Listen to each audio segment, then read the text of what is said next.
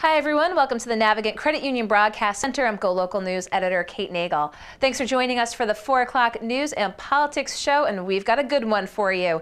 Kicking off as we usually do most Tuesdays with Jennifer Lawless down at American University. We are very excited to talk about what the tenor is inside the Beltway. We usually talk about the big things happening after the Tuesday show. They certainly happened on Monday this week. The FBI raiding President Trump's personal lawyer, Michael Cohen's home and office. What's the takedown there? I mean, I think there's two levels of reaction, right? The first is that substantively, this is important and meaningful for not only the Mueller probe, but also for thinking about the kinds of people that Donald Trump surrounds himself with. But beyond that, there's Donald Trump's reaction yesterday, which was just jaw-dropping. And I'm not sure that anybody really knows what to make of it, because it was just long and inappropriate and very off the cuff, which isn't unusual for Donald Trump, but he has been a little bit quieter when it comes to Michael Cohen and Stormy Daniels, and last night that pretty much ended. So we've talked about Stormy Daniels since before her appearance on 60 Minutes, afterwards as well. I think last time we talked it was a little quiet on that front.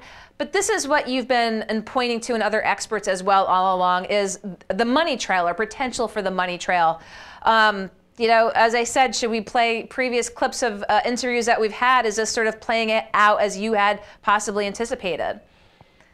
It is, although it was a little bit more dramatic than I would have expected, right? The FBI raiding not only his office, but also the hotel room where he's staying because there were renovations being done to his house or something, is somewhat more, I think, high drama than we would have expected.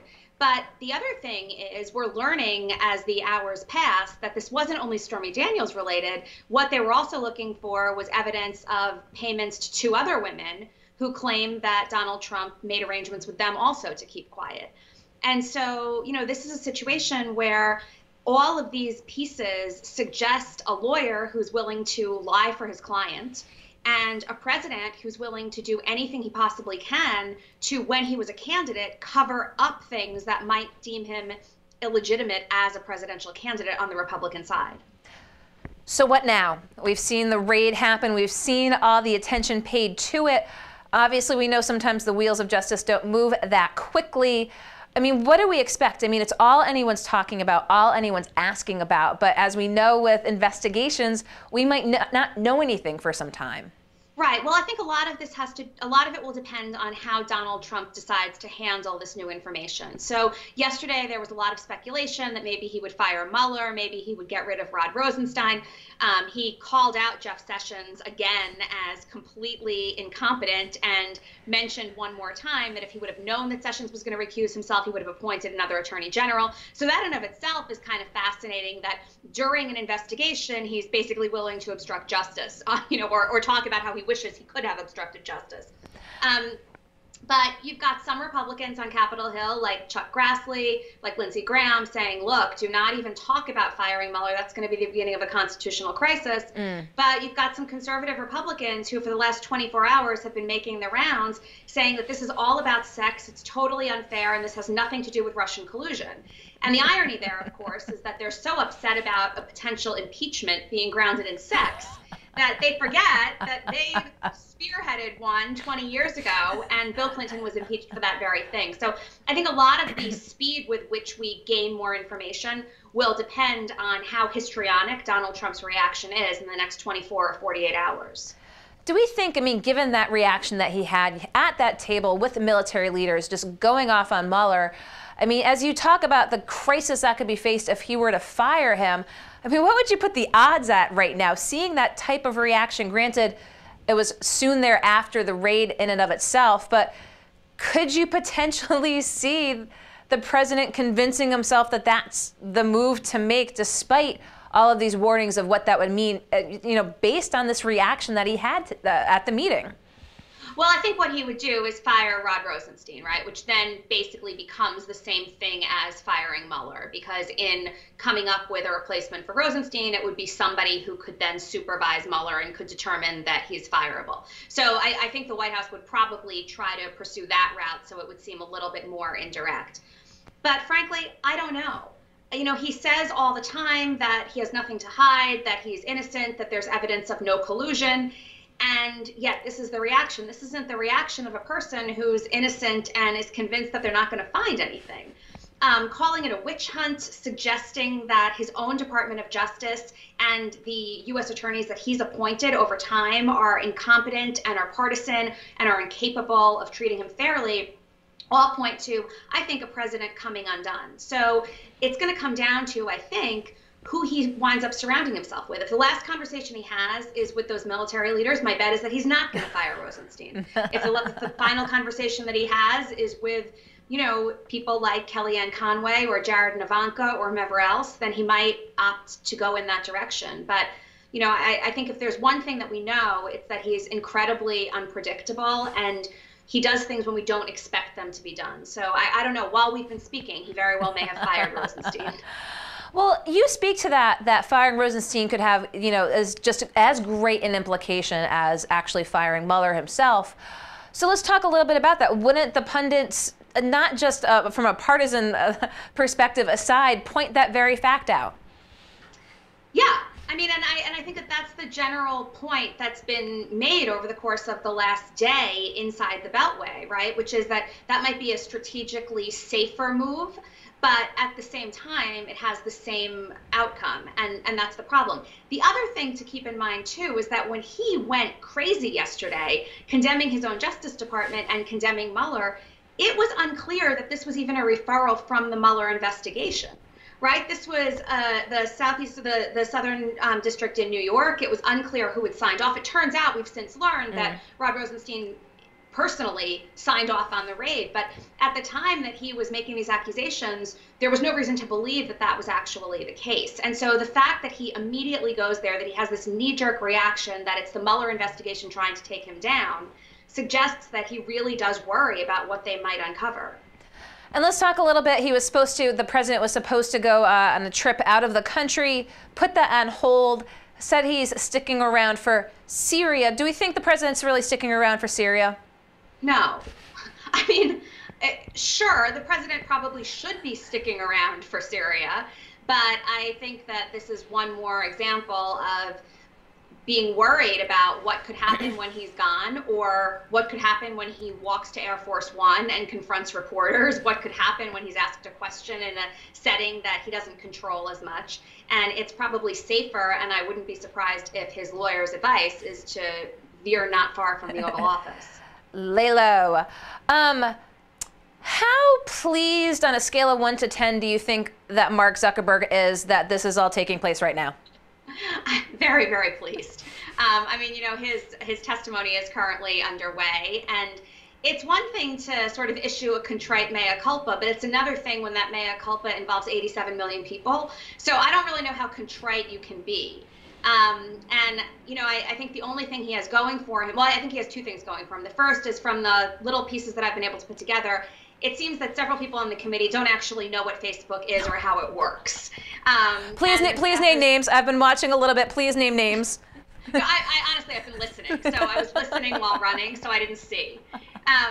But, you know, this is a situation where I think that's helpful, because it looks like the people asking questions don't actually know what they're talking about. The other thing that's helpful to him is that at the end of the day, thoughts of a possible constitutional crisis or impeachment are probably more important than major breaches of privacy. Now, I'm not sure that they're that much more important, but the timing couldn't have been better for Zuckerberg. So as you said, I mean, I've caught bits and pieces of it today as well. Did you get the alert this morning from Facebook that they were deleting that particular app that apparently was related to Cambridge Analytica? I did. I think everybody got it because someone took the test at some point in time. And you talk about the contriteness of Zuckerberg. Obviously, we saw the FTC come down just the other week, say that they were investigating once again because the FTC and Facebook had a settlement with the FTC back as far as 11, said that they're looking at Facebook once again. But, you know, being kind of dragged in and brought up on Capitol Hill, I mean, what do we expect to come out of Zuckerberg's testimony? We're tightening our policies and that's sort of it. You know, is this a bit of a dog and pony show? It is. But I think it's a dog and pony show in both directions because Zuckerberg can only remain as powerful and wealthy and influential as he is if people continue to use Facebook. And Congress looks ridiculous if they just completely let this go. But it's unclear what the punishment could be. It's unclear exactly what new policies would look like. So I think it's basically an airing of what both sides seem to know and trying to figure out what better policies moving forward would look like. But, I don't think that there's going to be a resolution coming out of this. I think it's really just a public relations game for both sides. As you said, listening a little bit, again, I'm so curious to know, again, those members who weren't quite sure what Facebook was or how it operated. I mean, let's be honest, some folks maybe of older generations might not, but still it's a major issue facing the country right now. So it'll be interesting to see that as well. I mean, the other thing I will say somewhat in some of these members of Congress's defense is I've followed this pretty closely, and I'm not exactly sure how all of the data sharing happens either, and sort of what gets captured or how and to whom and who gets access to that. And so it is a little bit more complicated, but I don't have a staff, and I don't have a committee that has a staff that can begin to research and answer these questions and provide me with the information that I need to not sound like an idiot. Give you your little briefing notes on the way to the hearing room. Yeah. So is there anything else that anyone else is paying attention to in DC right now? I mean, the one other thing is yet one more administration official either was fired or resigned. So John Bolton, on his first day on the job, did what a lot of national security advisors do, which is replace some of the people that are already there. The difference is that he only deleted, he didn't replace. So it's unclear who's going to, take these positions. But Bossert, who left today, was on the Sunday morning shows this weekend defending the administration's position on a wide range of issues. And as far as I could tell, I rewatched some of those clips, it doesn't seem that he in any way, shape, or form had any idea that there was an end in sight 24 hours later. So, the roster of fired and disgruntled Trump officials is growing and growing and growing. And that's also bad news for Trump as the Mueller investigation comes to a close, because as the list of people who have no loyalty toward him grows, that means that they're going to be more likely to share information that they might otherwise not come forward with on their own. And you speak about him taking the rounds on the Sunday news shows. Do you not think, was there any thought maybe he was singing for his supper a little bit, trying to tout the party line to sort of maybe save his head from the chopping block? I mean, probably. And you'd think that normally the administration wouldn't say, okay, go out and do that, if they knew that they were chopping it off the next day. Of course, I say that, and then I think back to all of the other people that they've treated the same way and they've paraded out to basically humiliate themselves. So, I mean, in the game of The Apprentice, this is what happens. We shouldn't be surprised that this is what happens inside the White House. And with John Bolton, again, now taking the position, is there a little Bolton watch going on right now, kind of keeping an eye on any sort of hawkish tendencies that might emerge or reemerge, as we should probably say? I think so, although again, I mean, that I assume was supposed to be the main focus of the news day yesterday, and sort of what he did his first day and what he said and what meetings with the other military officials would have looked like would have otherwise garnered headlines. But, the FBI raid kind of knocked that off, which probably from Bolton's perspective is the best news he could have asked for also, because if he's able to sort of segue into this job without as much criticism on day one or day two, he might feel a little bit more comfortable once he gets his footing to refute some of it. It wasn't like John Bolton redux when we had former U.S. Senator Link Chafee here on GoLocal Live, who revisited the highlights of John Bolton's career to date. So, one of the more exciting weeks and a number of exciting weeks from down inside D.C. We certainly look forward to talking with you again next Tuesday, Jennifer. Appreciate getting your insights as to what's happening inside the Beltway. Thanks so much. My pleasure. See you next week. Jennifer Lawless at American University. Usually get to pick her brain on Tuesdays about what the talk is inside the Beltway. Of course, the FBI raid on President Donald Trump's personal lawyer, Michael Cohen, the fallout from that now. Might be a very different conversation we're having this time next week, but we'll bring you the latest in politics from D.C. here in the Navigant Credit Union Broadcast Center. Don't go anywhere. We're going to get very local politics with attorney Tom Dickinson. This is the latest, stemming again from the 2011 pension reform. The retirees still fighting for their COLAs. We'll be right back.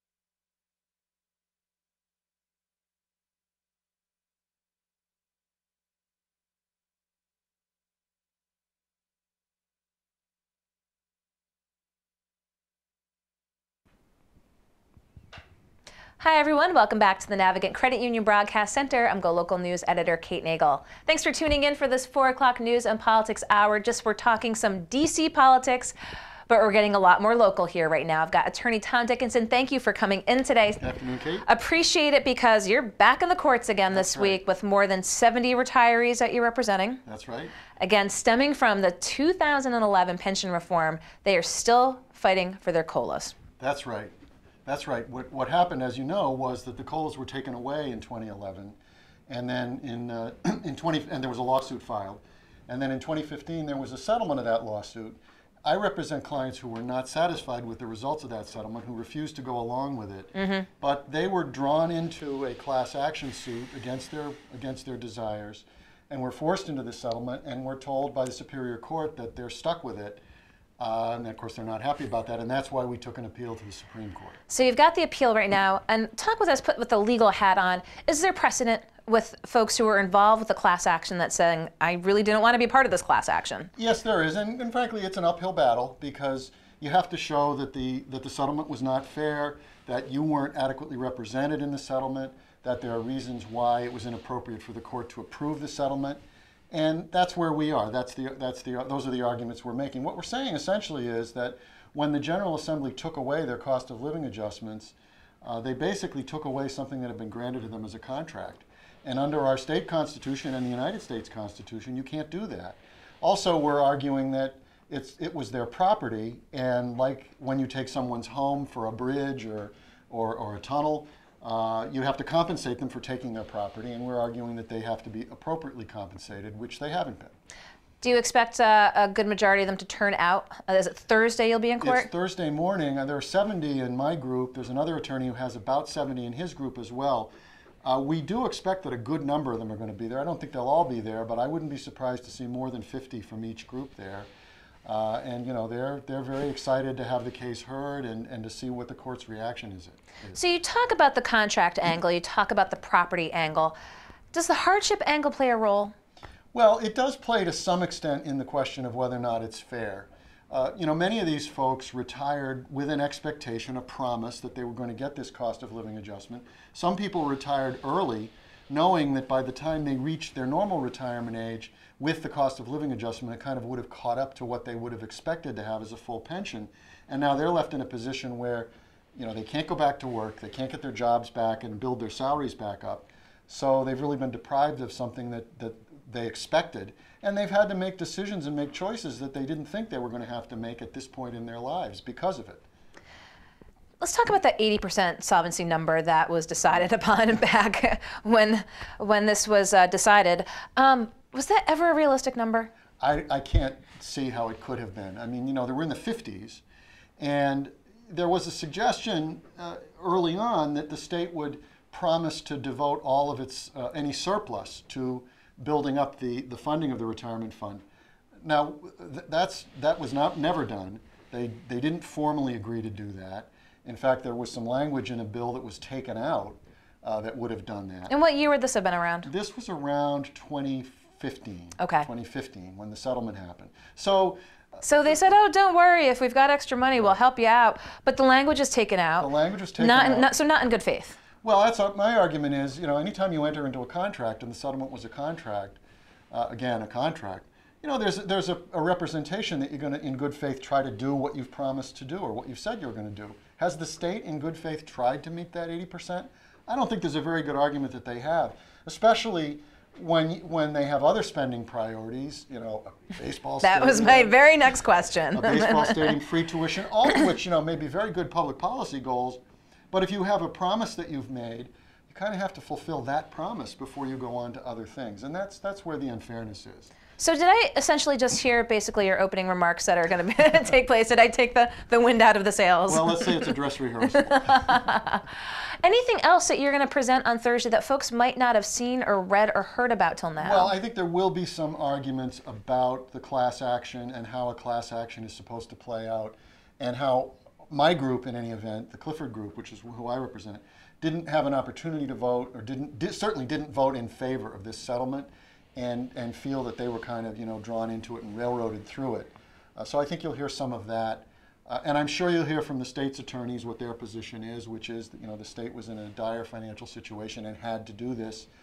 I think there are good arguments against that, but we'll hear those on Thursday. Okay. Anything else folks should know while we have you here in studio? Because again, dating back from 2011 and putting again that legal cap on, which you never take off, was there this expectation or thoughts that this could be so protracted that it was still going to be being fought in 2018? Well, things always take longer than we hope they will. And I think, part of that is because the lawyers need to take time to, flesh out the arguments, and we have to get transcripts and things of that nature. So I'm sure that, that everyone wishes this could have been resolved sooner, but, we're here now, and I think the court is prepared to listen to the arguments and decide the case. And the court generally works fairly quickly, so I would expect that we would have a decision from the court, within a couple of months after the argument. Okay, so not too far. And again, talk with us a little bit about the cohort of who you're representing. What's the age ranges that we're talking about here? Well, they're all folks who had retired prior to the settlement. The average age of state retirees, at least at the time of the trial, was just under 73 years. Okay. So my folks, some a little bit younger, some a little bit older than that, but they're generally folks in that range. Okay.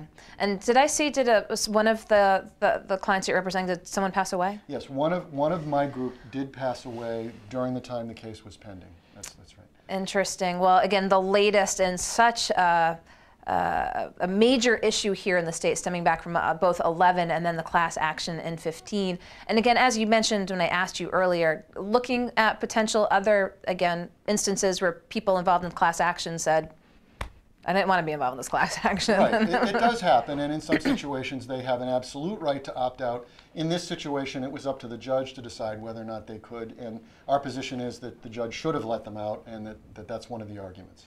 Okay, well, we're going to keep an eye on what happens this Thursday morning in court. Tom Dickinson, I appreciate your taking the time to come in and give us a little bit of the perspective of who you're representing, again, as they're looking at these COLAs that were taken away in 11. Here we are in 18. We're going to see what happens moving forward. Tom Dickinson, thanks so much. Thanks. Good to see you. I'll let you around the corner, and don't go anywhere. We'll be right back here in the Navigant Credit Union Broadcast Center. Okay. Thank you. Okay. Thank you.